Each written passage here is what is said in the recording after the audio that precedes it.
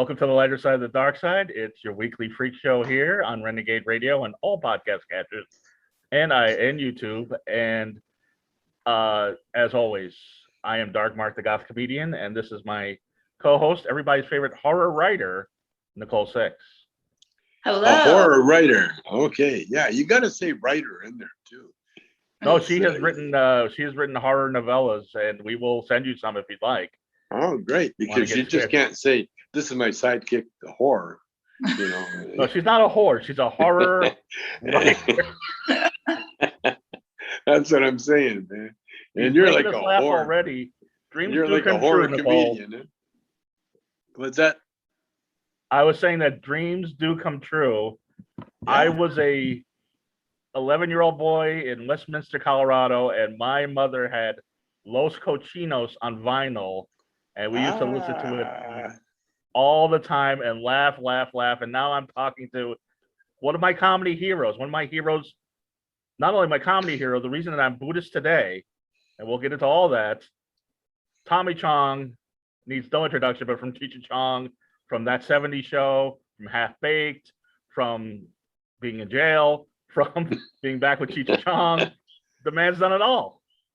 Being on the dark side to being on the right side, yeah. Now he's on the dark side. How are you, Tommy? I'm fine. I'm really well. Thank you. You are a hero of mine. I can't tell you enough how grateful I am that you're coming on the show. And I've got a lot of questions for you. Okay, let's get to it before you get me going on something where I see I'm at that age where I'm hard to shut up. You know? Well, I'm at that age too, so I'm going to let Nicole ask the first question. Okay. I was going to ask, what is the most positive benefits CBD has had in your life? CBD? Well, it helped me recover from my cancer operations.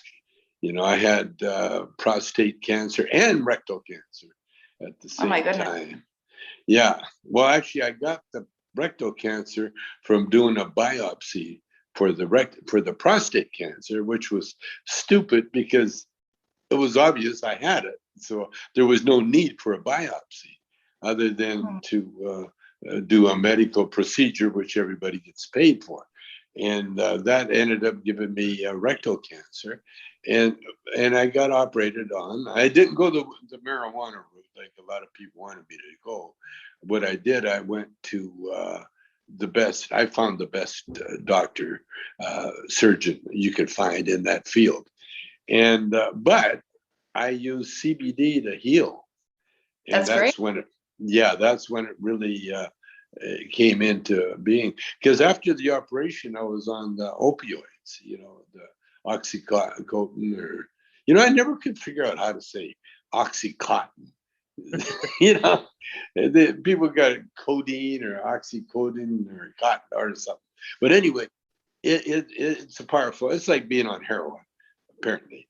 And I'd never done heroin, so I was kind of like really looking forward to at least trying it. I've always wanted to try heroin, and so I did. And I see the danger because you feel so good, you don't even know that you've done drugs. Oh, man. And so, you know, you just think, well, with me, I had to hit a button because I was hooked up, you know, automatic. And I'd hit that button. I wore that button out. But the minute I got out of the hospital, I went on CBD injection. And that took away any desire for opioids totally. That's great. And, yeah. So that's my story on you know, why I love CBD so much. What CBD does, it calms the mind. THC can excite the mind, also calm it, but the CBD for sure calms everything. And when you're calm, your body reacts, you know, not in an emergency way. Like when you get any kind of hurt, see, your body has to protect itself. And so if there's a bruise or something, it'll send blood to that area. Right. And that's called inflammation. And so CBD, when it calms everything, it calms the urge to send all that inflammation to that area. And that to me, and now that's me, that's my layman. You're hardly a layman when it comes to this, Tommy. Come on. Yeah, but you know what I'm saying? I'm not a medical guy. I never went, Right. in fact, I never finished high school. You know, I'm one of those self-taught kind of guys. But marijuana gave you a career and saved your life. For sure. Oh, absolutely. Absolutely. And even before that, it saved my life with cigarettes, because I was a smoker right up till I was 21. You know, from 14 to 21, I was not a heavy smoker, but I enjoyed cigarettes. And then I stopped enjoying them. And then I finally decided to kick the habit. And that's how I did it with pot. Every time I felt like a cigarette, I'd light a joint. and you know, and to this day, I still can't smoke a whole joint. Wow. I'll take a couple of tokes and I'll put it out. Yeah. You're dispelling a lot of myths here, Tommy. Yeah. No, it's true. No, I will light it up 2 seconds later. You know what I'm saying? I was gonna say I'm a social smoker. I can't finish a whole joint either. I like to be in a circle and just pass it around. Yeah, exactly. Because it's too much. Yeah. It's just too much. When you've had enough, that's enough. It's like whiskey or something, you know, a little shot glass. That's all you need is that little shot, you know. But alcoholics, they take it to the, you know, where they get glug the whole bottle. And I found that with pot too, because I started making homemade bongs, you know, like this one here out of kombucha bottles. This one here. Awesome. Oh yeah. See, and I got a great Travis glass blower from Boulder, Colorado. He made the top for me. This is my new line. So I'm going to be, but you know, smoking a bong takes energy. You know. Yeah. You gotta get the finger and the whole thing. Yeah. And you gotta breathe. You gotta do that inhale. And then when you inhale, there's like a joint. You can take a puff. You can't puff on a bong. Right. No, it's a big hit right away. Yeah, you got to draw on that bong. You know, Yep. And for heavy smokers, it's really good. You know, and or if tobacco smokers, if you're smoking, you know, out of like a Chinese water pipe, Right. that, you know, you can get the coal hot enough so you can just take a little puff. But to get it going, it takes a lot of lung power and energy, and that's a lot of THC being put in your system. Right. To me, too much. On a bong before, taking too big of a rip. Like it really, I can Yeah. feel it burn my lungs. Oh man, I was on the Snoop Dogg Up in Smoke tour. Yeah. You know, I showed up, and he got me on stage smoking out of a 6-foot bong. You know. Oh my goodness. I was gonna ask you what the biggest bong you ever smoked out of was. Yeah, that was it. And I, because I was in front of a crowd, I had to show up, do my thing, and it almost killed me, man. Oh man. Yeah. Everybody thought I old was. school. Yeah, they thought I was acting the fool. You know, being a comedian. Oh, look at Chong writhing around on the stage like he's dying. Oh, that's a good act, man. That was for real, dude. Well, I see all the guitars behind you, and I didn't want to get into this because I was telling my father about this, and he had no idea. I don't know if Nicole or some of the fans know. You are in the movies. You play like a horrible guitar player, but you are really a very talented musician, good guitar player, and wrote a top 20 song for Motown Records. I did, and I You wrote. started out as a musician, and you became very successful. Yes, I did. Yeah. Well, it's successful enough to know that that's not where I wanted to go. You know what I mean? It was always a dream of mine to do the chillin' circuit, you know, because I was in a rhythm and blues band, you know, practically all my life. You know, I started, you know, real early at 15, something like that, 15, 16. And then I got, you know, we put a R&B band together, And then, of course, I got turned on to all the R&B stars, and I met. In fact, we started our R&B club in Vancouver by hiring Ike and Tina Turner, the Ike and Tina Turner Review, and we had them for one night, a Tuesday night, for $700. That's how Wow. much the whole review cost. $700 because it was a Tuesday night. In 1960. It had to be 62 or 3 around there. Yeah, 63, probably around 62, 63. Yeah. How was it seeing Tina Turner live in 1963? And Ike Turner's no slouch himself. Oh, she was such a fox. Oh, so hot. And all they had the whole review. The Ikeettes, the review, the Tina and the Ikeettes and Ike himself and the band. $700. That was killer.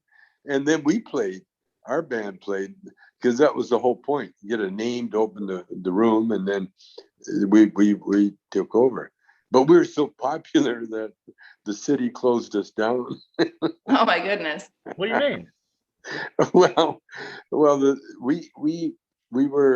we found this what used to be a movie theater, and they turned it into a ballroom.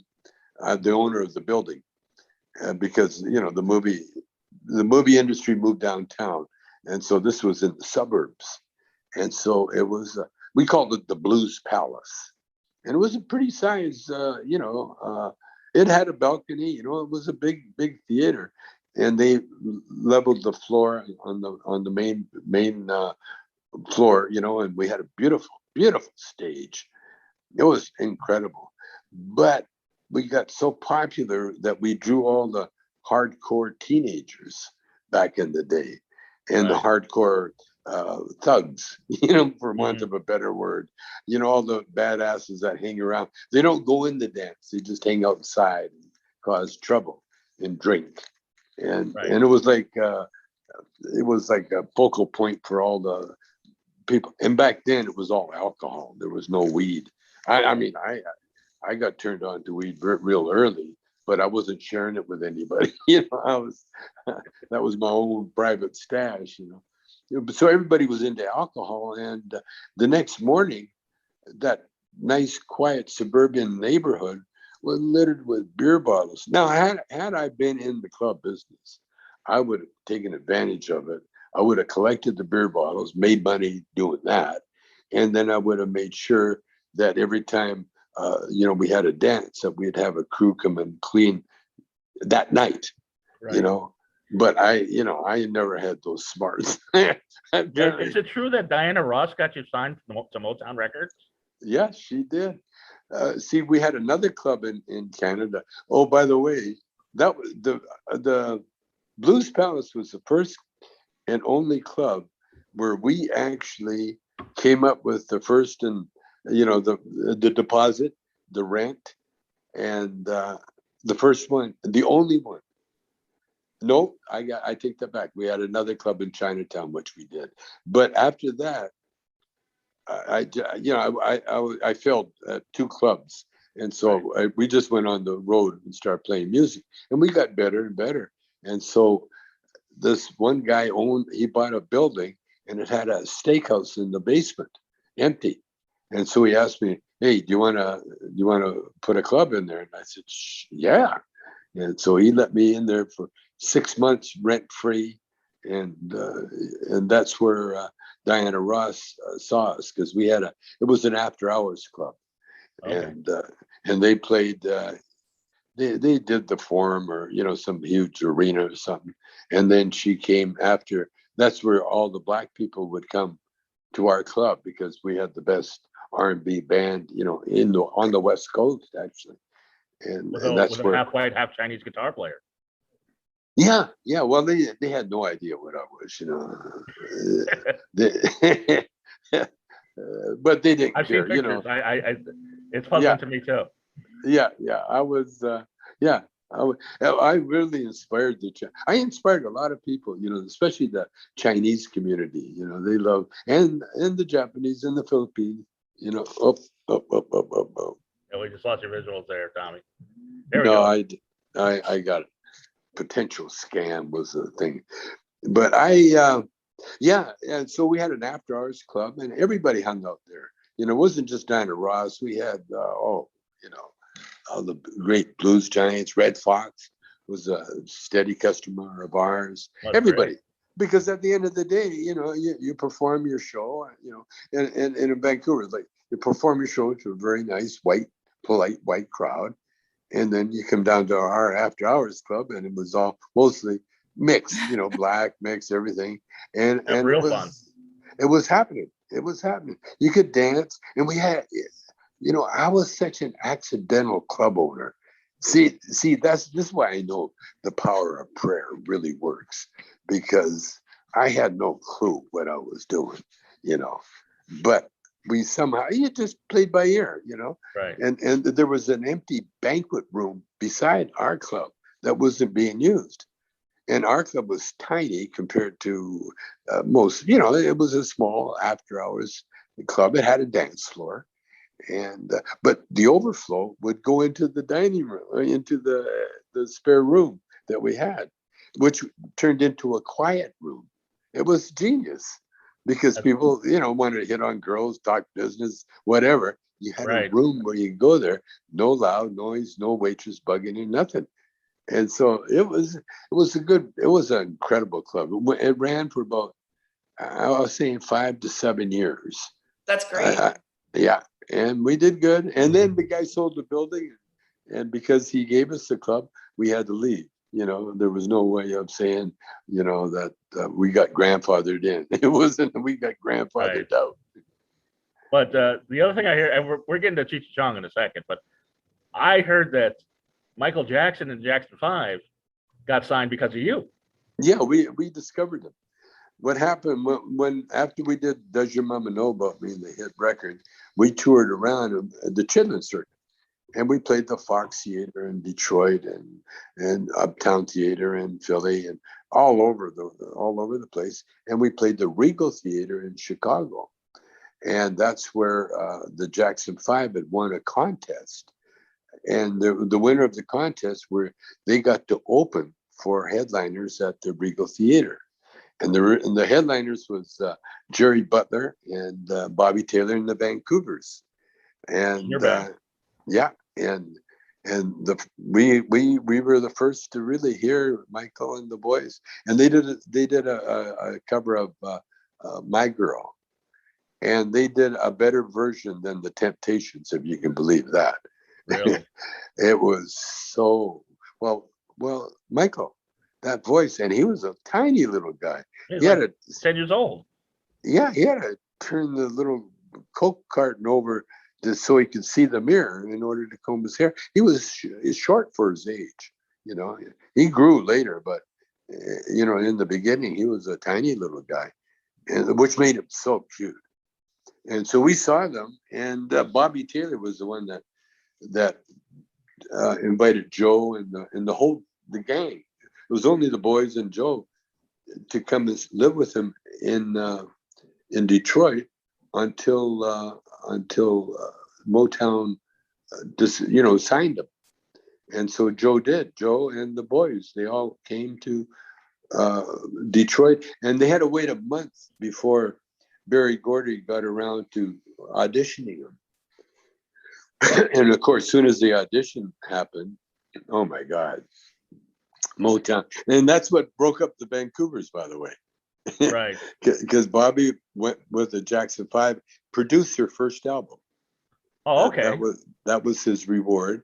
And then Bobby ended up becoming, Bobby Taylor with Melinda. He had it's so weird how the universe works. It's like, yeah, Michael Jackson was supposed to go one way, and Tommy Chong was supposed to go another way. That's exactly it. Exactly it. You might not realize at the time. I had a job at Motown, playing backup band for Berry Gordy really liked me. We had a nice relationship, and because I wasn't, I was more or less straight shooter, there was no games or nothing. I wasn't trying to be anything. I was just Right. who I was. And so I got fired from Motown because I had to get a green card. Yeah, I had to get my From Canada. work permit. Yeah, yeah. And no one knew what it was. And so when I missed a gig to get, to do the what do you call it? You get interrogated, the meeting. Right. When I came back to the gig, they had fired me. and that was another plus. And Barry Gordy phoned up a couple of days later and said, "No, you're not fired." And I said, "Yeah, I think I will. I'm going to stay fired because I want to become a Barry Gordy. I don't want to work for one." And that's when I really became Tommy Chong.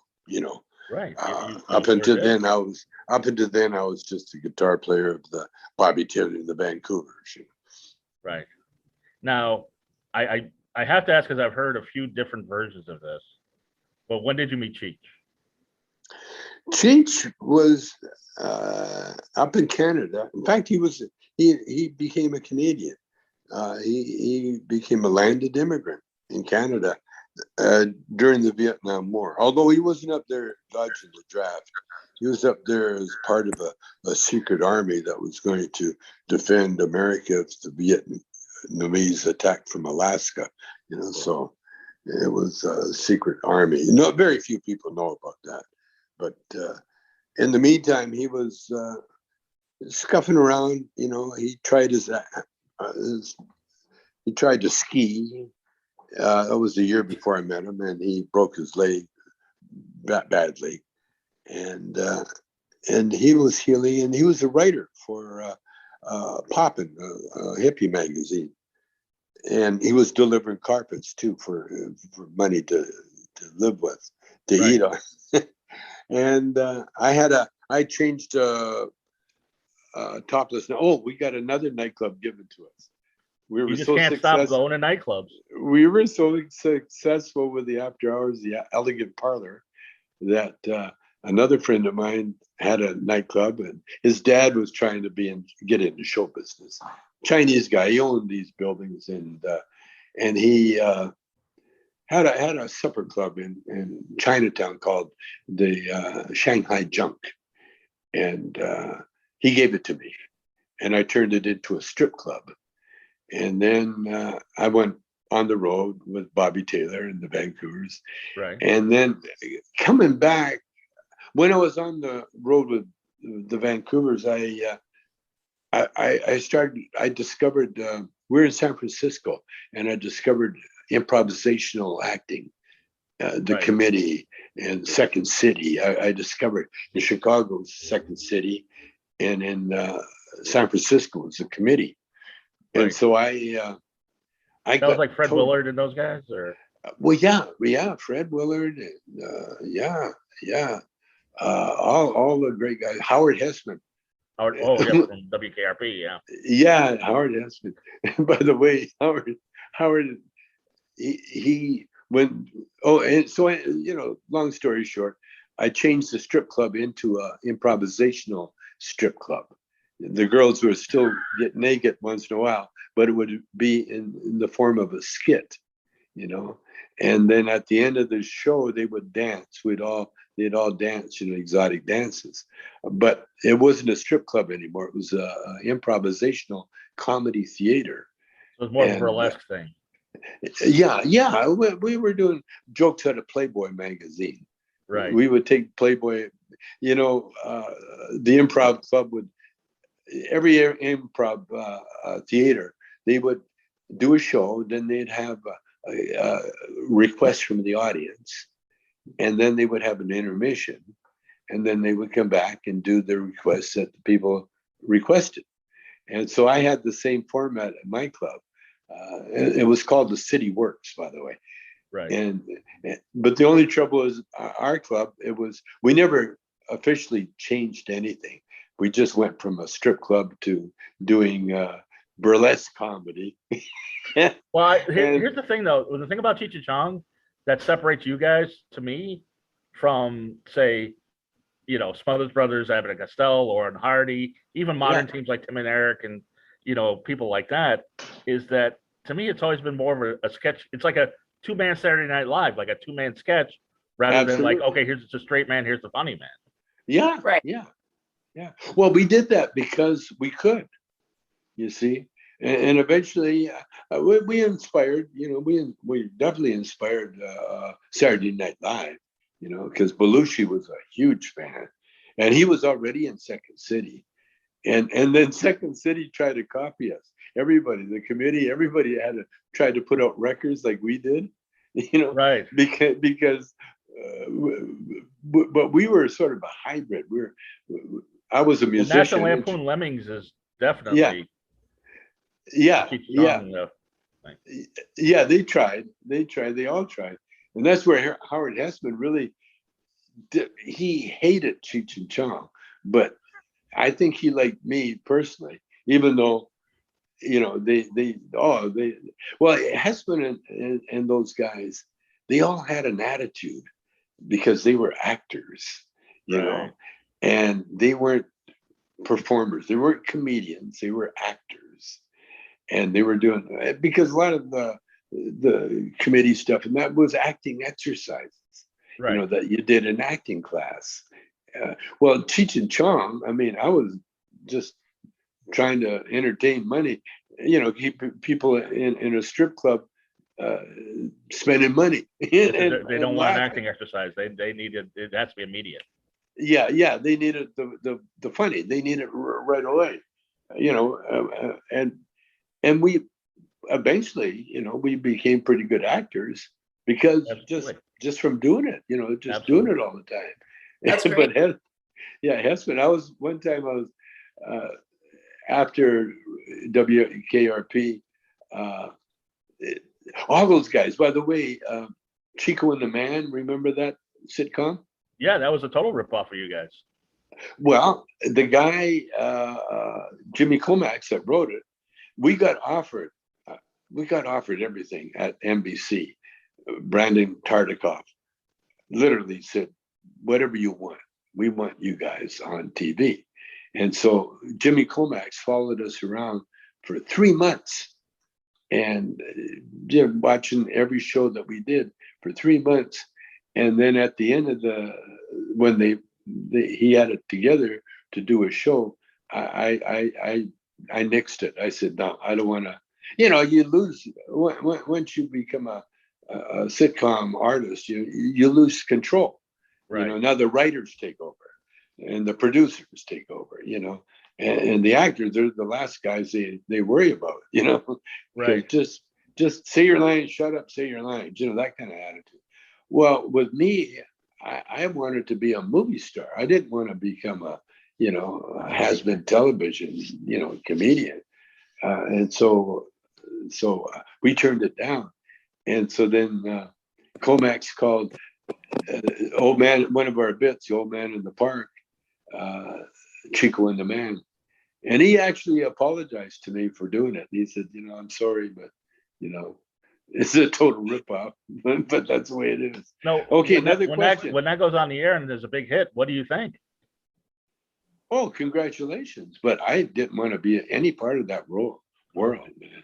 I didn't want to be told where to go, where to eat, when to get up, when to rehearse, when to do all that shit. Cheech and I, we rehearsed one time. We had one rehearsal, and that produced our first bit, Dave's Not Here. And after we did, it was a rehearsal. And the way it worked was that Cheech went outside of the studio, and it was hot. It was a little Charlie Chaplin movie studio. And there's a little enclave there that was in the sun, and it was hot as hell. It was hotter than, it was probably around 100 degrees. Mm-hmm. And he's out there knocking on the door. Well, he went out there, and he'd knock on the door, and I was supposed to open the door and let him in. But the door locked from inside. So he's out there, he knocks on the door, and I was trying to record it. So I said, who is it? And then he was kind of shocked him because I was supposed to just open the door. And then it was a nice pause. He goes, it's me, man. Come on, open up. And so then I saw the beginning of a bit. So then I waited and he knocked again. Oh, no, before that, I didn't know if I recorded it or not, because after when he talked, I looked up at the door. And when I looked back at the recorder, nothing was happening. And so I'm staring at the recorder and he knocks again. And this time I saw the needle jump. So I said, oh, it's recording. Yeah. So I said, well, we'll start the bit again. So I said, who is it? More to piss him off than anything else. And then he said, then he got a little mad. It's me, man. Come on, open up. I think the cop, but he never broke character. Never broke character. That's great. And we did that whole bit. And finally, when I let him in, he was mad, throwing stuff around. I thought he was going to hit me. and then I said, listen. So we played it back, and we must have laughed for a good hour. We played it over and over again. And every time we played it, it got funnier and funnier. And then we recorded it that night. And then that was our first recording. So we had Lou Adler, we had everybody, engineers, everybody there. But the bit only took like a couple of minutes. And then everybody's there. So what else you got? Because usually it takes half a night to warm up before you get into recording. Right. And we already recorded the bit. And so then we came up with Blind Melon Chitlin. And then I realized, and I took Lou aside and I said, we just need a little situation like we had, little mixed down room and one engineer. And then we did all the recordings with just right. the three of us. Yeah. Now let me ask you a question for about a couple other things you turned down. Sure. I heard that Harold Ramis wrote Stripes for Cheech and Chong. I believe it. Yeah. It was. They said it was Cheech and Chong who joined the army. Yeah. Well, what they did, they had it cast before they approached us, and we are already knee deep in our next movie, Cheech and Chong's next movie. And the reason we call it next movie is because we couldn't use Up in Smoke because we had split with Lou Adler by then. And so we were right in the middle of next movie, and they come up with the offer. Well, we're doing a movie already, and besides, again, working like Ramis and those guys, it'd be like working for Tartikoff, being told what to do, where to go, how to look, what to say, all that shit, And so we turned that. We turned that one down. We turned down. I just found out that we turned down a Ron Howard movie too. Really? Yeah. What's Howard's partner, Brian Glazer? Right. Yeah, I met Brian in Aspen a few weeks ago, and we had never talked before. And him and Cheech were good friends, but I'd never met him because I never hung in that crowd. And he told me that him and Ron came and pitched a movie to our producer, I guess it was. But we turned down a lot of things. I heard that there was also supposed to be a Friday the 13th meets Cheech and Chong. I never heard about that one, but I don't doubt it. Apparently, somebody pitched that like Cheech and Chong meet Jason. That you guys were gonna be camp counselors. Oh yeah. I did hear about that. Yeah, you're right. You're right. But again, we turned down a lot of stuff, but. I told Cheech just recently, the only thing we never did was a horror movie. Well, but I lost control of Cheech. See, all the movies I had total control. But then he didn't like that, because in the records it was equal, Right. But in the movies you had to have a guy in control, and that was me. Right. And that's why we did next movie. All those movies were. I got to say that, and I've just watched them all. It's in preparation for this, but Up in Smoke, next movie, Nice Dreams, Things Are Tough All Over, four of the funniest movies I've ever seen in my life. I can watch them over and over and over again. None of them have a plot. Yeah. They are hilarious. Yeah. Well, is that intentional that they don't have a plot? Well, if you look at it, because it was the ongoing life of Cheech and Chong. They're doing that now with the streaming, with the things now. You know, you think it's over? No, they got more to go. Oh no, you know, it's never over. And then they just stop, and that's basically what Cheech and Chong. See, Up in Smoke, Lou Adler was the director, and the reason we broke up was because Lou Adler, you know, he got the best of him because I really directed that whole movie Up in Smoke, except for the cop bits, you know, which Lou Lombardo, what's the name, Robert Altman crew. Right.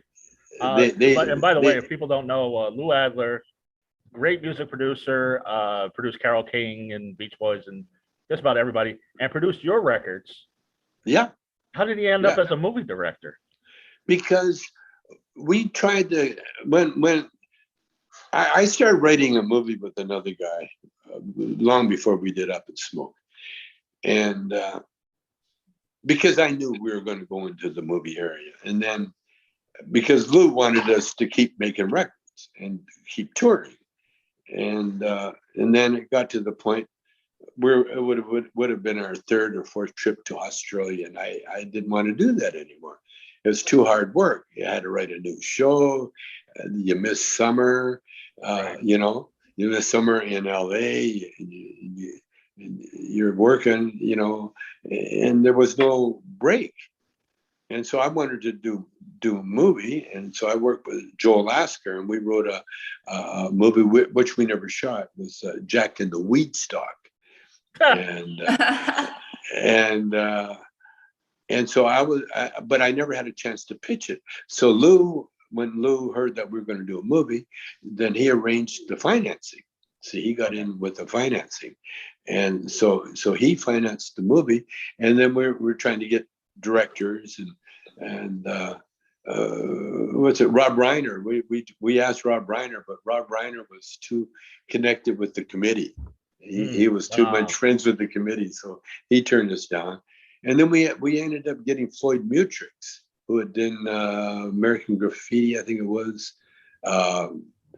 you know, some hot rod show, but he didn't work out.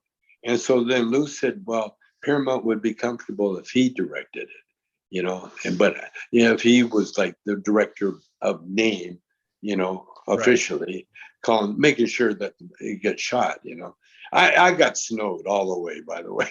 You know, but you really directed Up in Smoke, not Lou Adler. Yeah, I always believed. Lou would tell me stuff, and I just believe every word he said. You know, I'm a Canadian. You know, I'm one of those guys. You know? And you know, when people tell me things, I don't doubt them. You know, I believe them, and I believe that. You know, but it was true because Cheech and I were, you know, Up in Smoke wouldn't have been as good as it was if it wasn't for Lou, because what Lou did, he brought the whole attitude of using names and using real good people. That was his genius, always. You know, always at top level. You know, it's like getting a shopper, and they know what shops to go to, you know, as opposed to going to the easiest one, you know, Kmart or something. You know, you get guys that they seek out these things, and that's the way Lou Adler is. And you guys inducted him into the Rock and Roll Hall of Fame, so I guess there's no hard feelings. We got what? Oh, we inducted him, Lou. Oh no, there was never hard feelings. Okay. Well, even after we broke up, yeah, there was hard feelings because what happened, Up in Smoke became a big hit, and we got screwed financially. You know, I mean, I don't give a shit about any kind of you know, credit, who did what. I never did, you know. And but I had to take over the directing because you have to be in charge of that shit, you know. If you don't, then someone else, leave that laying around, someone else will grab it like they did, you know. But Lou, no, we're good friends. Yeah, we're, you know, I mean, that episode, what I always look at the positive thing, because if it wasn't for that happening, we wouldn't have done Next Movie. We wouldn't have done, you know, all those things are tough all over, all those movies. And, You and know, by the way, this is just my opinion, but I think Cheech and Chong should be in the Rock and Roll Hall of Fame. yeah, You have more hit just, records than a lot of people that are in there. yeah, it takes money. That's all it takes. Yeah, you know, but You inspired that's so many rock bands, yeah, and you can even say that "Earache My Eye" was the first punk record ever. yeah. You can for sure, because we were inspired by the Before the punk Sex groups, Pistols, you know. before the Ramones, and it was Yeah, a top 10 hit. yeah, yeah. I mean, for sure. But you know, I mean, it's all about money, and by the way, they honor you in lieu of money. You know, you don't get paid anything for being the guy. Yeah. Oh, by the way, they do that with comedians too. Like they wanted to honor me at Skirball. They're going to honor me, but they wanted me to do, you know, a half hour at least. You know, Right. no money, you get a plaque. Yeah, you know, and then they have a bunch of other comedians on before you, and then you come on and you're basically headlining. You know, For free. but what I know what I did, because I'm not really a comedian. You know, I learned how to do comedy, but that's really not who I am. But you're a funny guy. Well, who I am is more spiritual. And whenever I get a chance, like if I'm on cameos or anytime or doing interviews, I will jump into the spiritual rap right away. And Right. so when I was at Skirball, you know, they had all these comedians and they're doing their shtick, you know, doing their funny stuff. I got up and I started doing my spiritual rap, and my wife was there, Shelby. You know, she was my comedy partner for so many years. Right. Before Cheech, Right. she stood up, gave me the cut. That's enough of that. she gave me the. It looked like part of the act, you know. That's hilarious. Well, when she did that, then I sort of steered it into, you know, so I had some punchlines where people could laugh, you know, and I did that. But yeah. No, I'm not really anything, but I can do a lot of things. Right. Now, and also, Lou Adler owns the Roxy. He owns the Roxy, yeah. So every time I drive by the Roxy, I think of Up in Smoke. Yeah. And I do have a question for you about Up in Smoke. What? Two questions. Why did Cheech play guitar, not you? And why were your drumsticks so big? They're like baseball bats. I know, and that's something. There's a most of rule. You've heard the Wolf of Wall Street. You know, Yeah. that guy. I was in prison with him, and I was writing my memoirs, and so he started writing his book, and he wrote a few pages, and he you know, he's younger than me, and he looked up to me, so he handed me what he wrote. He said, "What do you think?" And I read it, and the guy's got a photographic memory, so he could copy anybody, you know, and he copied Tom Wolfe, and so I said, "Well, I said, to be honest, you haven't written anything, you know, you just copied Tom Wolfe." And then he got a little defensive, and he says, so what should I do? And then I told him the most of rule. And he said, "What's that?" I says, "It's a movie. People are going to see a movie. They want to see the biggest and the best. You know, that's why you get the prettiest girls. You get the handsomest guys. You know, it's got to be the most of. It's got to be the most wildest car chase and the wildest everything." And so with Up in Smoke, if I'm going to be a drummer, I got to have the biggest drumsticks that were on the market. And the reason Cheech played guitar, because he's singing lead in the thing. Right. I was never a good lead singer. I'm still not. I can sing, but I'm not a lead singer. And it looked better on screen because because I don't. In fact, I would never put my guitar playing on anybody because I never really still to this day, I don't consider myself a guitar player. I know I can play guitar, and I've been playing since I was 8-9 years old. I used to be a second guitar or a backup guitar for a fiddle player when I was young, and he taught me what I know in show business today, you know, which is stamina. You got to have stamina. You got to be able to, find out what you want. And if you don't get it right away, then keep doing it till you get what you want. Right. And there's certain rules, because a lot of people acting, a lot of in all walks of life, they just don't try hard enough. You know what I mean? Yeah. And when you're playing for a dance, you can't just say, okay, I'm tired now, I want to stop. You got to go to the end of the night until everybody's left and gone home, and you play the midnight waltz, the last waltz. Then you can relax and go home. And the rule is that keep it simple, and give the people what they want. That was the two rules that I followed all my life, and look where I am. You're in a room full of guitars. Yeah, that's right. Now, is it true?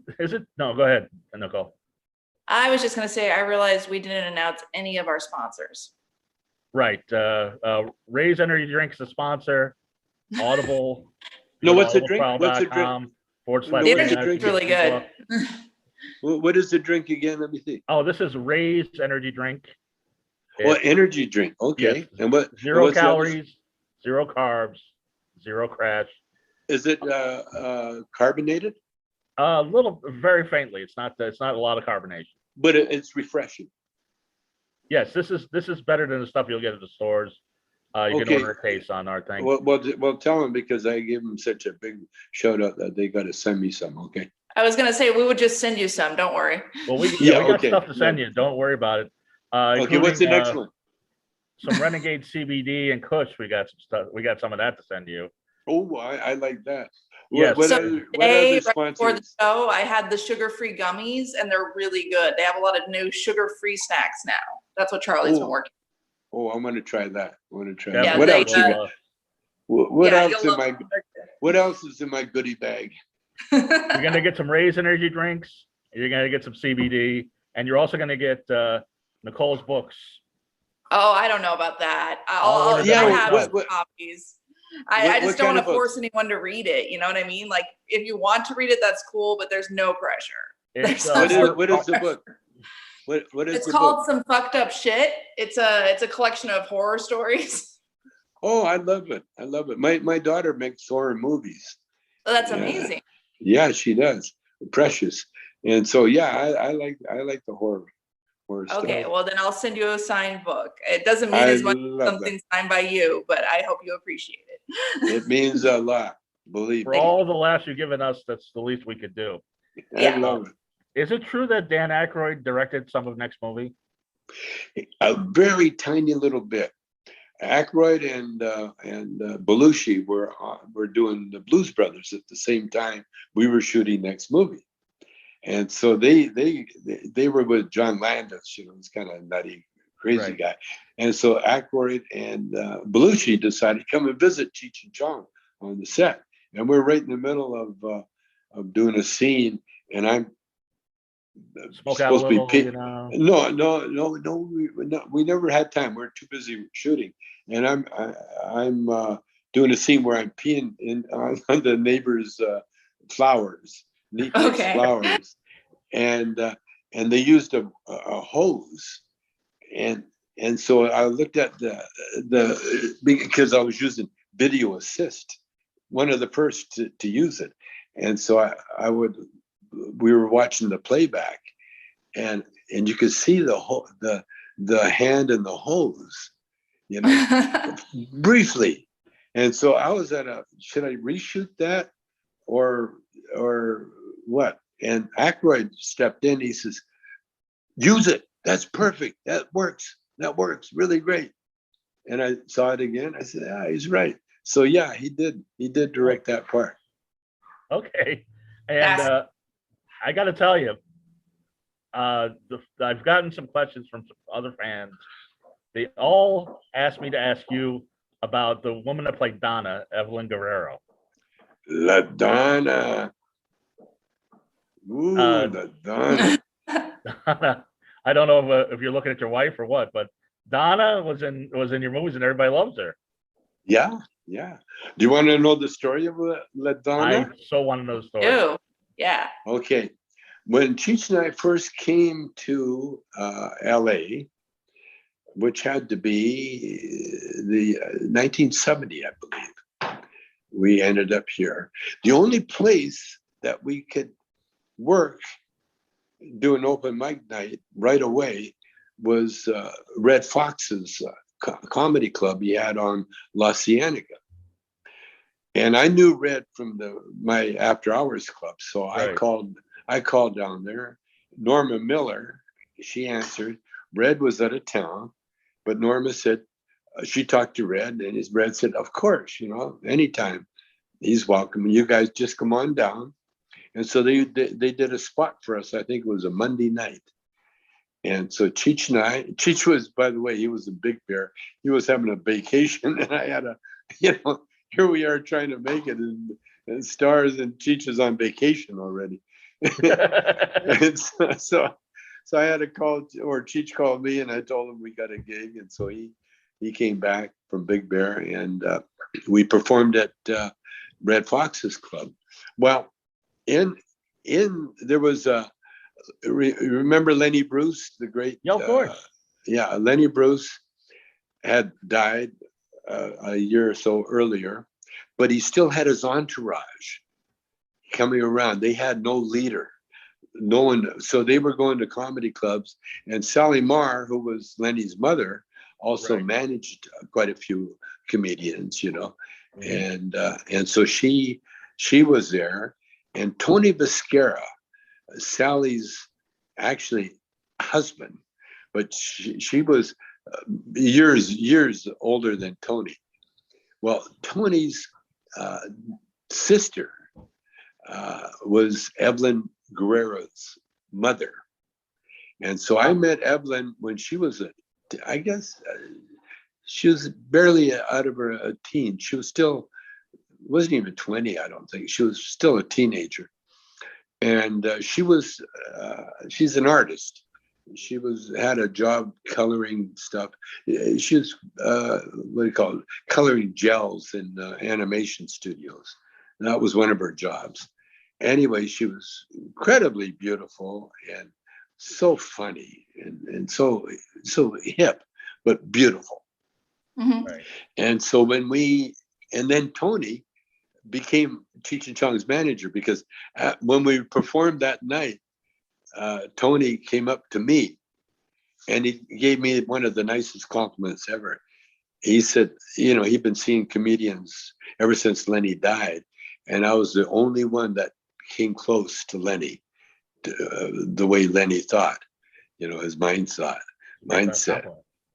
And that was what a compliment. Well, I found out later that Tony also had a drug problem, heroin problem. And he also was the one that supplied Lenny Bruce with the drugs. And that was one of the reasons that was Tony's job, even though he would sometimes work the door when Lenny performed in clubs and that, but he was Lenny's guy. And so Tony and I became friends. And then I hired him. First of all, he was our manager, but we had to support him, I know a few managers like that. Yeah, we had to kind of support him. And but he was with us all through our freebie area. We'd perform here and there, and we got, and he'd help us with the show. He'd give us a little bit, nothing.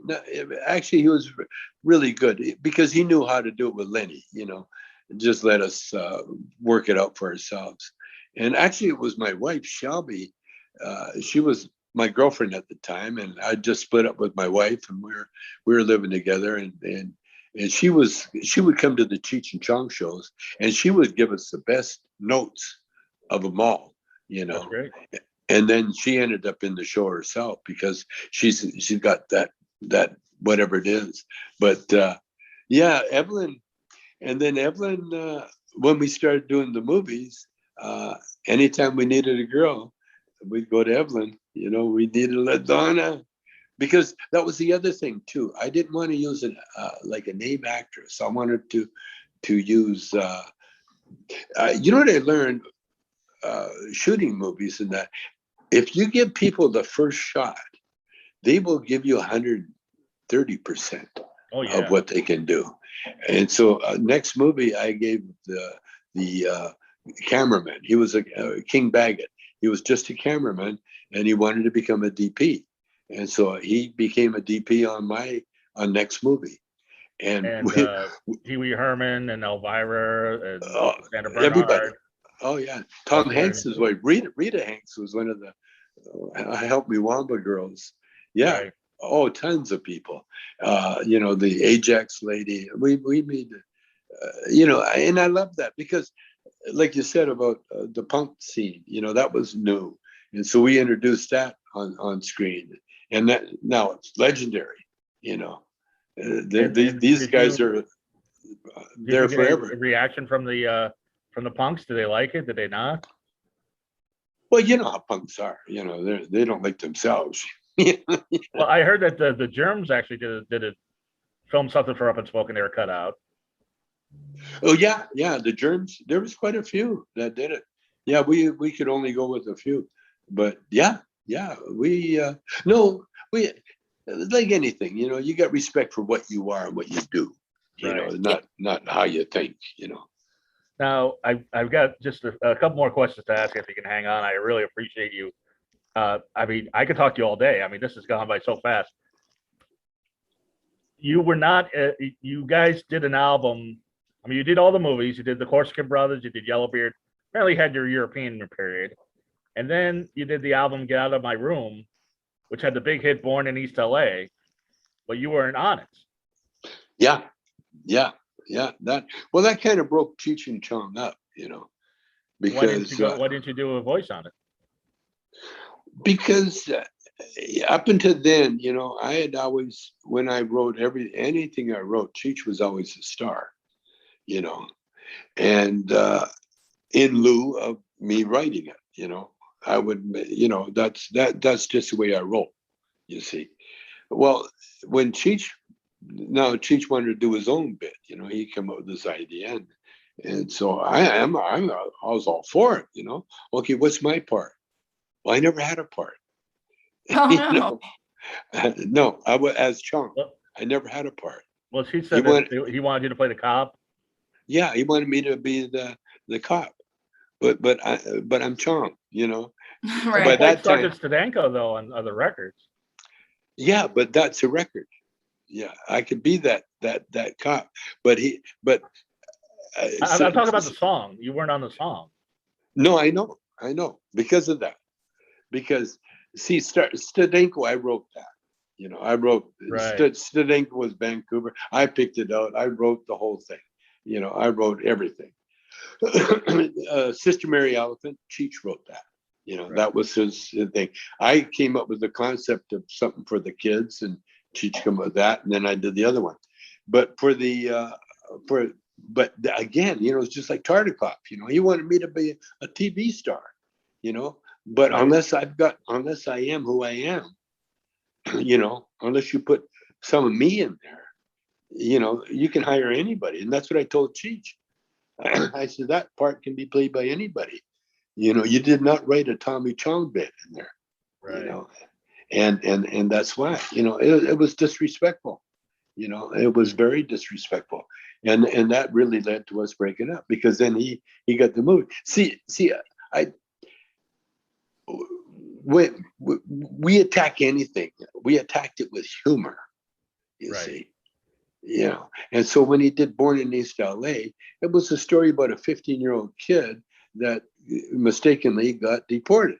Okay. Well, if I were to write the movie, I would have Cheech and Chong go rescue the kid, and we'd rescue him with humor. It would be a funny situation all the way. Pretend he's our kid or whatever. There's a million ways you could do it. But Cheech had a whole different thing in his head, and Cheech also, to this day, he still has the character he played in Up in Smoke. That made him famous. He doesn't do that character. He won't look like that guy. He won't wear the mustache. I was going to ask you about that. Yeah, unless it's glued on, it's just he treats it like a part. Louis, do you know who Louis Valdez is? No. Louis Valdez. He's the director that I think he directed La Bamba. I think. Okay. Yeah. Anyway, he directed. He's a Latino, Chicano. Right. And he took Cheech aside right in the middle of our career and really give Cheech a bad time about being the step and fetch it of Chicanos, you know. Oh man. Come on. Yeah, I'm serious. That's awful. These are jealous contemporaries, you know. Yeah, they were very, sure. very jealous. And so they really talked Cheech out of doing that Pedro character, you know, which Cheech created. You know, right. It wasn't that I created. Say, hey, Cheech, you got to do that. We live in LA. You go down the street and find 10 Cheeches. That's what I'm saying. So or Pedro's, when and the way we discovered that, Cheech don't even want to admit the way we discovered it, because the way we discovered it, when I was up in Canada, Cheech was Richard Marin. He wasn't Cheech. His name was Richard Marin. Right. And then we put a band together, and then when we got to the gig, it was a battle of the bands, and we were going to do a little comedy, and then we're going to bring the band in. Well, he never got around to playing because the comedy was so strong. Right. And the band they're a good friend of mine. Powder Blues was the name of the band that they were from. And they said, when's the next gig, boss? I said, no, it's just Richard and I. Right. You know, now Richard Marin and Tommy Chong. And so coming home that night, we were looking for a name. And then I finally said, Cheech, don't you have a nickname? And he said, yeah, Cheech. And Cheech and Chong, I mean, it just flows off the tongue. Right. Yeah, so easy, really Cheech and Chong. And so that was it. You never considered Chong and Cheech? But Cheech never really wanted to be Pedro, ever. Right. To him, you know, he was educated. And so when it came down to working in the Valley, and we weren't going over, we had to do 2 gigs in the Valley at the Irma Cafe, it was called. And they the first show did not go over well because they were dancers. They wanted to dance. They didn't want to watch comedy. And so I said to Cheech, I said, there must be a character we can do that will get these people. And Cheech said, yes. And now he denies it, but I was there. I know exactly what happened. He said, yeah, there's a character, but I don't want to do him. I said, why not? He says, it's kind of detrimental to the Chicano community, you know, Latino community. And I said, Cheech, we're comedians. That's our job. This is what we do, you know? So he said, well, I said, so what? I said, just tell me what's the character. He says, well, he's, you know, there's a guy, we're standing outside the club, and this Chicano pulled up in a lowrider, you know. He goes, hey man, can you tell me where Encina, Rosita Boulevard or something? And she says, you're on it. And he goes, oh, thanks, man. And he drove off. Well, she says, that character. Right. So then we put a bit together. This old, like a lot of our comedy was old memories of me working in black clubs, right, and remembering bits that black guys did. There's one bit where this black guy went on a date and he drove a car, but you never saw the car. It was just a chair. But he would make the car appear with pantomime, you know, maybe polish it, and do all that stuff, and get in, got gear shifts, all that. And so I showed Cheech a little bit about that, and Cheech right away, he understood, you know. And so that's where the lowrider character came in. And so then I wanted to play the opposite of his lowrider. And so I became the red freak, you know, the guy that was so stoned he couldn't talk, you know. and I was the opposite. Cheech was really quick and fast. Hey, what's up, baby? And I was, hey, man, I was the slow guy. And that magically became the formula that really made us who we are today, you know. Right. Yeah, huge partnership. And so when we got very successful, then Cheech had a meeting with Luis Valdez, and they decided that Cheech would not be doing that character anymore. I mean, Cheech denies it, but I know that's what happened because I was there, and we turned down. When we broke up, there was a lot of movies that wanted to be made, like just talking about Stripes. Well, like the Corsican Brothers was another one that where Cheech says he didn't want to do any more stoner movies, So the Corsican Brothers there was no dope in it, much to the dismay and the chagrin of the movie. Oh, the guys that bought the movie, because they only bought Corsican Brothers because we were going to do a doper version of that. But I said, we're talented enough. We don't need to have anything to lean on. And we did a nice job with the Corsican Brothers. And a lot of people, to them, it's the only movie they relate to, I know a few people that they don't like your other movies. They like that one. Yeah. Because they don't understand the doper humor. Yeah, it was the taste. So we had a whole career ahead of us. But even in the Corsican Brothers, that's when we broke up. That's when, because Cheech was getting a divorce from his wife, Ricky, who I insisted putting in the movie, because I wanted my wife in the movie. So what I did, I put his wife in first. His wife was in what you want? Nice Dreams? Was it Nice Dreams? No, Things Are Tough All Over. Things Are Tough All Over. That's right. Ricky was the first, and then my wife Shelby was in Nice Dreams, just in the weightlifting scene for a second, and then they were both in Things Are Tough All Over, and then they were becoming like a female comedy crew, and they were both in the Corsican Brothers.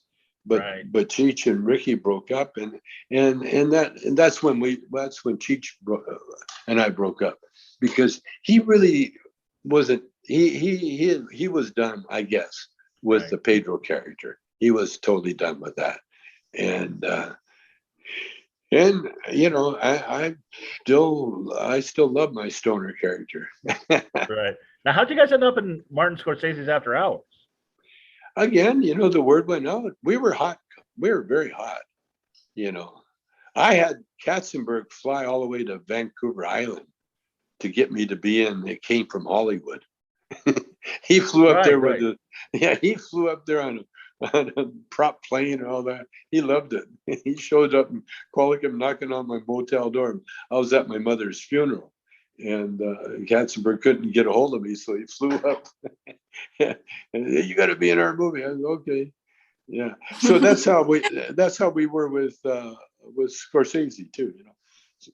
Scorsese had a lot of respect for us. But the whole movie industry had nothing but respect for Cheech and Chong because of our box office ability, and that's why we were in After Hours box office.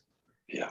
And then you did Far Out Man, which I think it's as with Born in East LA, the movie, it's good, but if the two of you were both in, and Cheech is in it. For a second. I almost got on my knees to beg him to be in it, and he said no, he wouldn't do it. He would not do that character. He would not be that character anymore. He was done with it, and he was totally done. And that was basically the swan song for Cheech and Chong. Right? How did you get him to be in the Far Out Man?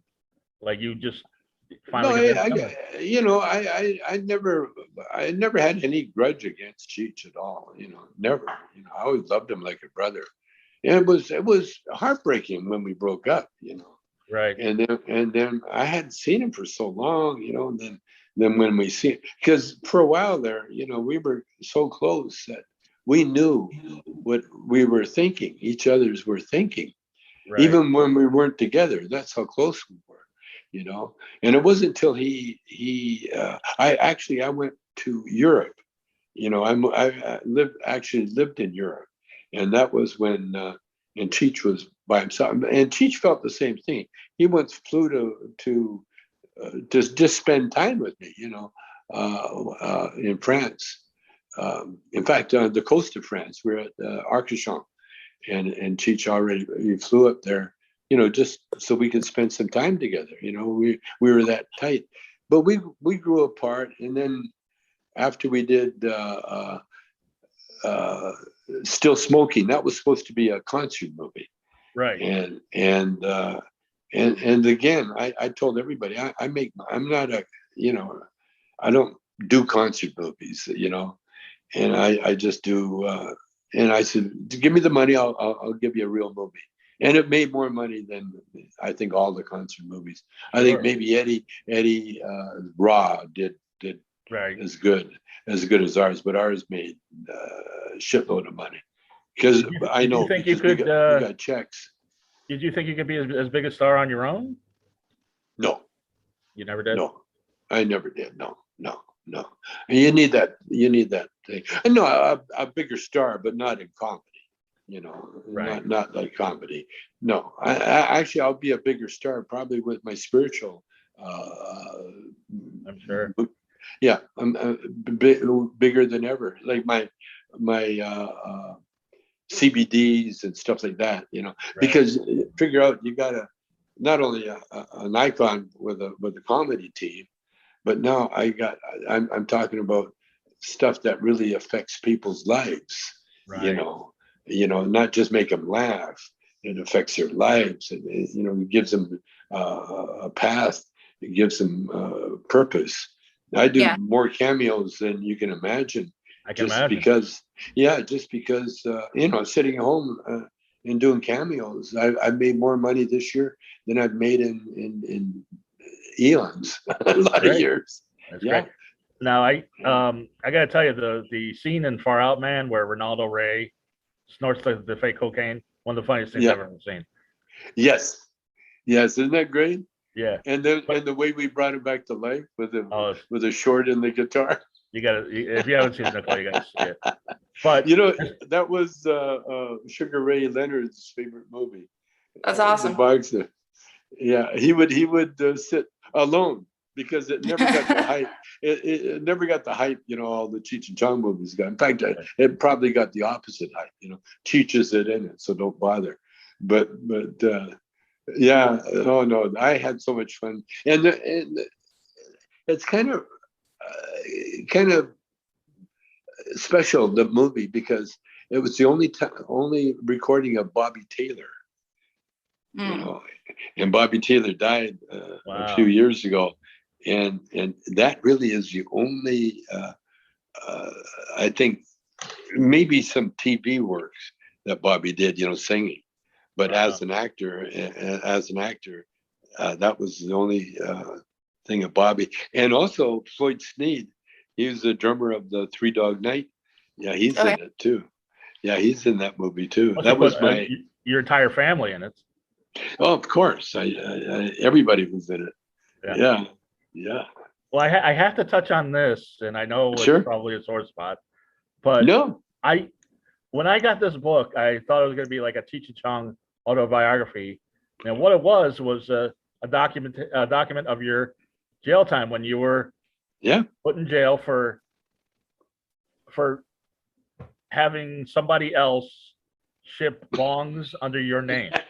Yeah.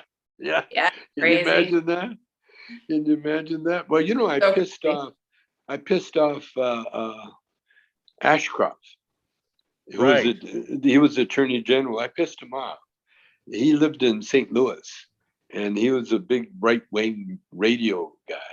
Well, over the years, I became the darling of right-wing media because I would piss everybody off. As soon as I was on, the phones would light up. Everybody would be pissed off. Well, I pissed Ashcroft off because I would outbe the right-wing guys. Said, pot's bad for you, all the stuff. And I'd say, oh man, a lot of famous people smoke pot, that you don't know. And I would just name up people left and right, I no proof or anything. Like I had a friend, Danny Sullivan, the race car driver. And so I said, Danny Sullivan, he smokes pot. I've smoked Arnold pot. Schwarzenegger. Danny's, well, Arnold, he does, but Danny Sullivan never did, you know, Right. or not in public, you know. and so it would piss off the right wing guys really bad. And I think I got to Ashcroft, and I think I got to the Bushes too, because apparently the Bush girls were heavy potheads, you know, and they liked the Tommy Chong bongs, you know, the Chong bongs. And so I mean, George W. Bush was a coke addict. Right. Yeah. And you know, they all done pot, you know, whether they sure do it or not. Yeah, they all, especially Obama, you know, he knew I can Cheech imagine. and Chong. Yeah, he knew Cheech and Chong before anybody. yeah. But anyway, but the Iraqi war was such a disaster. The weapons of mass destruction. They're looking for something to take away the news cycle, you know. And so Tommy Chong going to jail for bombs, they figured it's a typical George Bush move, you know. But didn't you make a track about weapons of mass destruction? And yeah. I said the only weapons of mass destruction they found were my bombs. And next thing you know, the judge is going 9 months in jail. You're going. I was wondering. I knew you didn't get that long. I was wondering how much you got. I've been in jail for 6 months. I was in a fight once. It's not my proudest moment. I won the fight, but I went to jail for 6 months. So. Yeah. But while I was in there, I was super focused on what I wanted to do with myself. I helped better myself. I got into programs to enrich my life and give me like a future when I got out. Like I took it very seriously. Like I didn't want to be that person, you know? You need to read this because well the whole point when I was in there, my brother-in-law sent me the I Ching. And so I threw the I Ching immediately. And the I Ching says, you're in jail for a reason.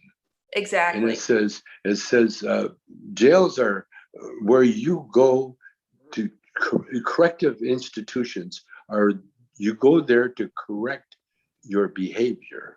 Yes. And I read that, and then I also realized that jail is the only hospital for poor people, homes, schools. School is the only place you're going to get schooling. Yeah.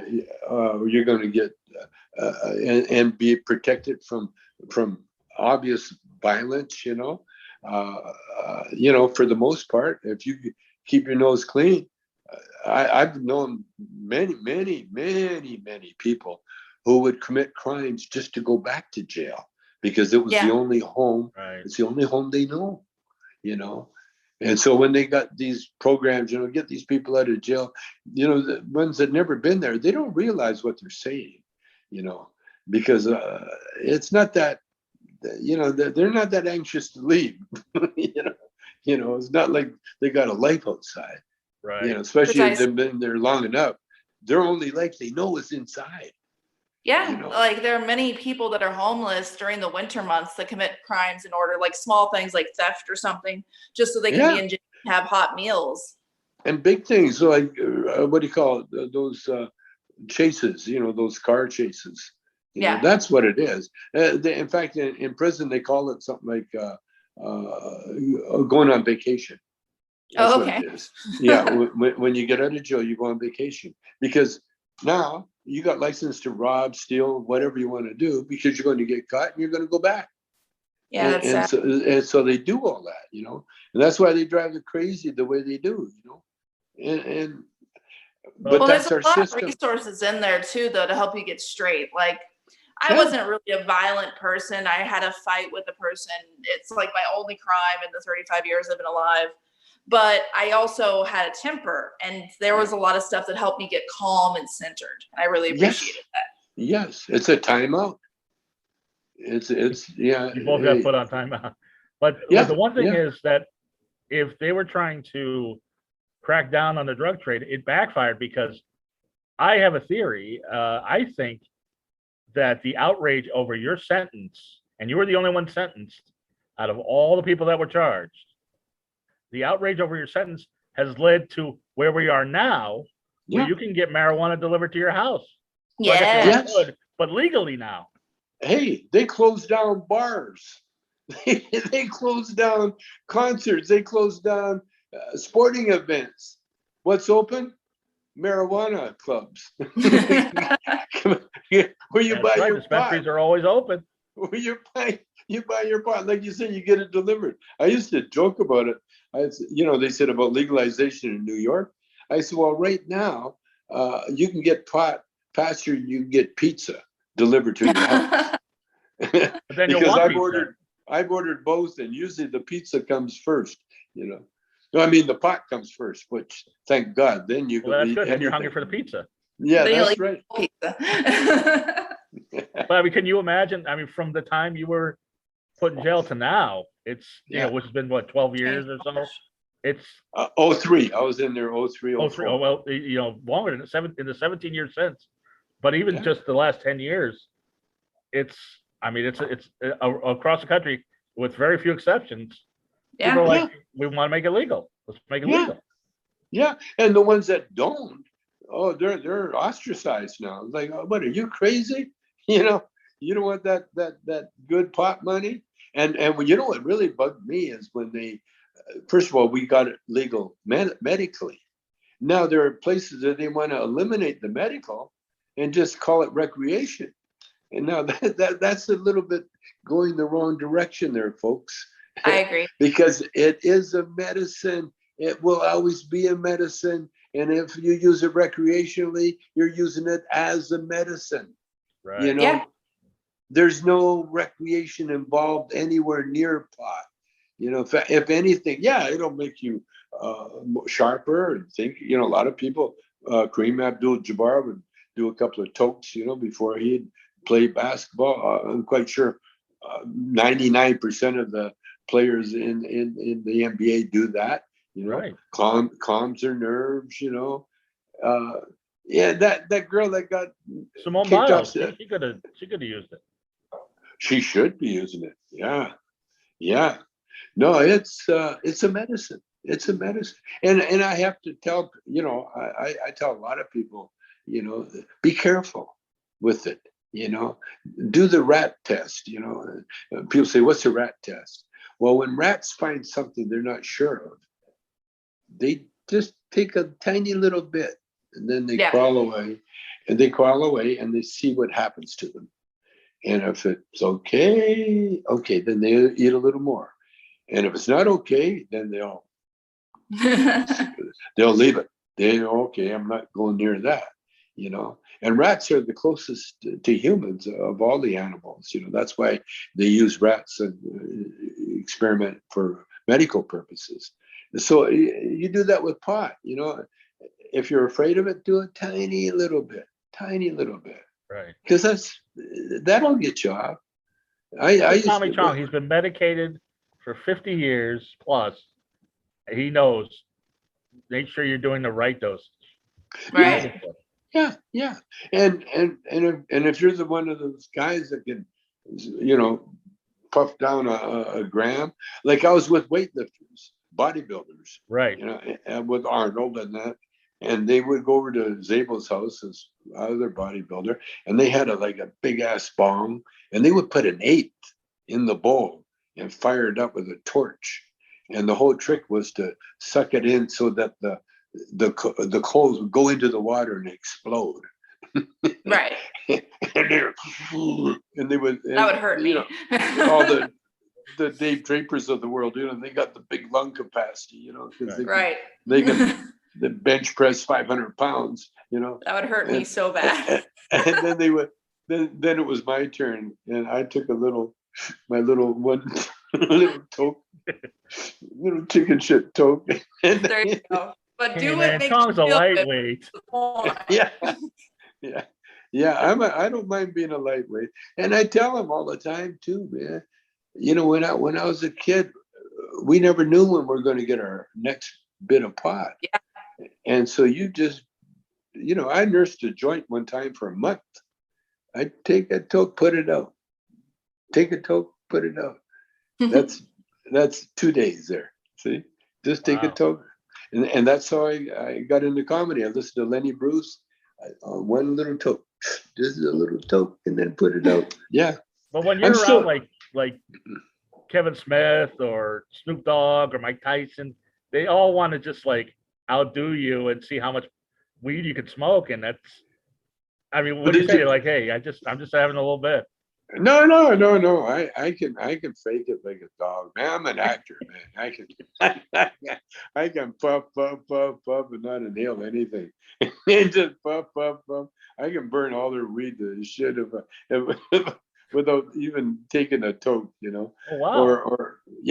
Or like when I was on the Trailer Park Boys, right? And they had a contest, and I kept taking the bong, and I kept giving it to the other guys, and they would resist it, you know. I got them all so fucked up. They didn't know where they were. We finally found the secret.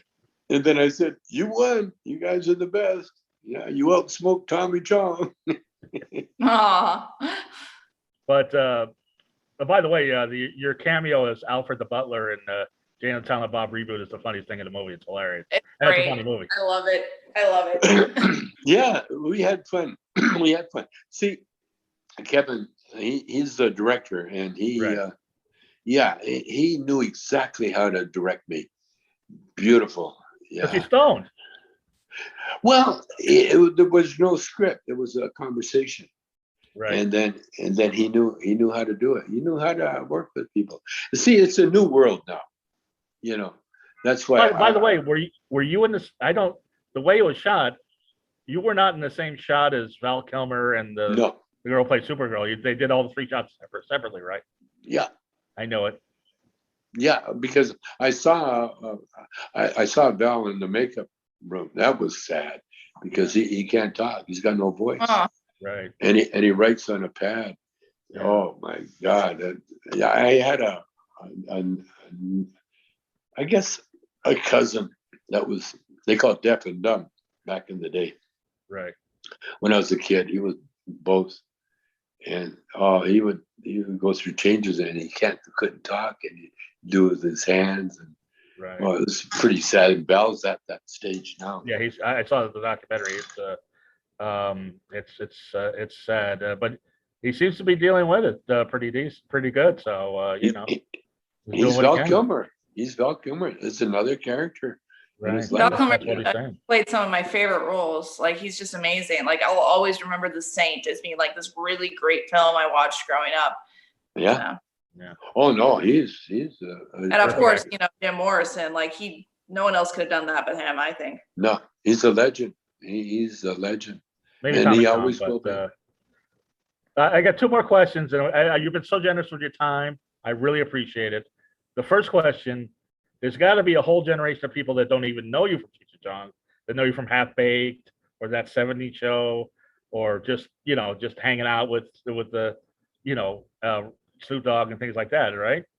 Yeah. Do people recognize you on the street? They're like, "Oh, that '70s show." Oh, it varies. It varies, and I'm very happy, when I meet them. Like, I was in Tofino up in Canada, and it's the furthest west that you can go, and the most wild, and I got recognized like crazy up there. And you know who recognized me?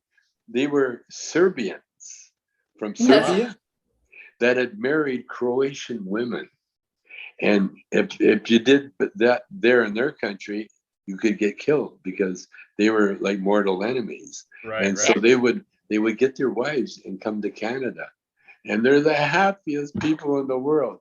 Oh man, I love my fans. I think I really do. I think I got the best fans of anybody.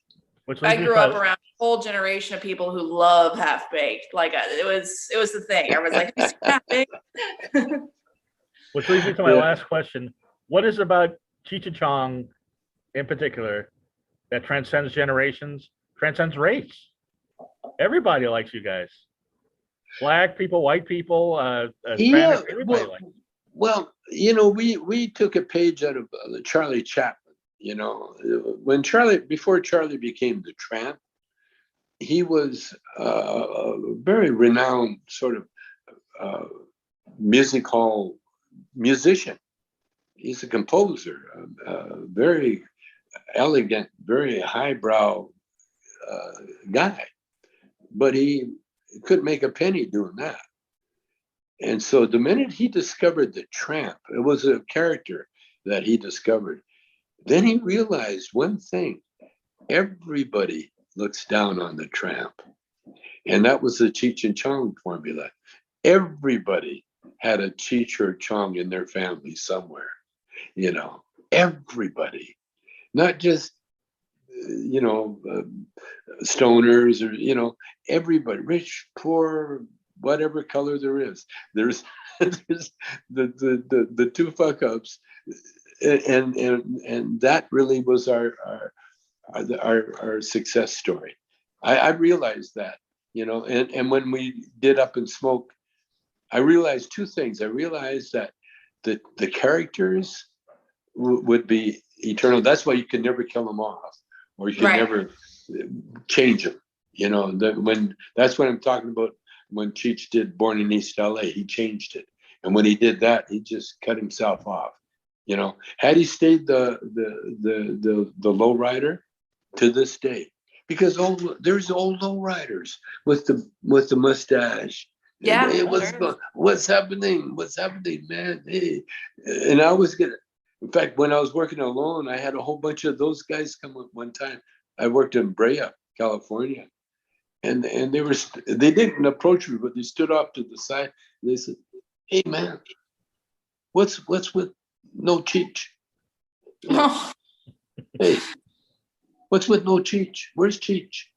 And they weren't saying where's Cheech as far as Cheech himself, but as far as my mindset, and the way I delivered, the way I would talk, because I got kind of bitter, and I would do not very nice jokes about Cheech, but and him and Don Johnson, I'd brag on that a little bit, But I realized that who we were means so much to these guys.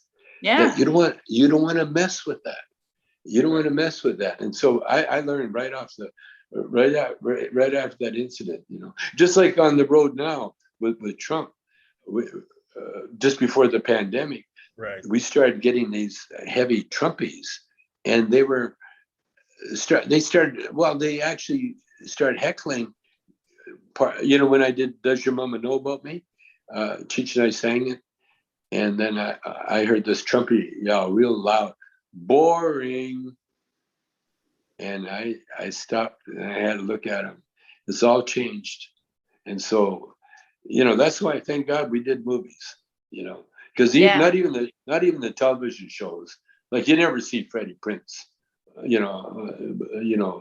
that Chico and the Man, never see any reruns of those, Yeah. But Up in Smoke, everybody's Up in Smoke, it's a staple. It's a rite of childhood passage. In fact, it's a conversation. If you can't talk Up in Smoke, then, buddy, you better go see that movie. Then we'll talk. And with that, you definitely were a rite of passage in my life. And the reason I'm a comedian, the reason I'm a podcaster now, is because of you and because of my mother for having that album where you guys are sitting in the car and then you pull it out and there's weed in the door. And what does Los Cochinos mean in English anyway? Two pigs. Two pigs. Okay. Yeah, two dirty guys. Two dirty pigs. Cochino. Well, Tommy, I've had a blast talking to you. I could talk to you all day. If there's anything you want to promote, I know you have CBD products, you have water pipes that you're not going to go to jail for selling. You have your own kush, you got all sorts of stuff. If you want to promote, please promote what you have. What you mean right now? Yeah, if you want.